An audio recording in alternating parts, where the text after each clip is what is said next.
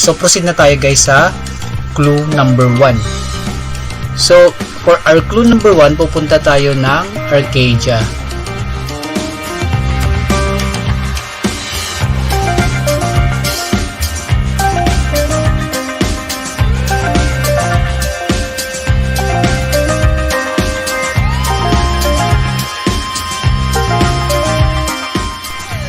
Alright, so for our clue number 2, we are going to kill 4,000 level 140 mobs at Sabok Province.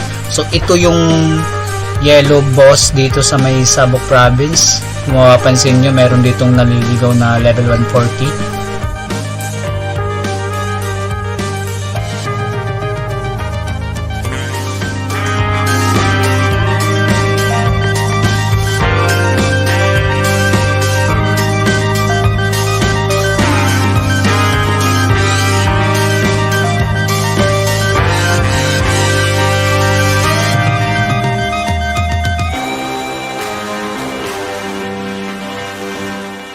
Okay, so tapos na natin yung 4,000 mobs. So unlock na natin ang ating clue number 3.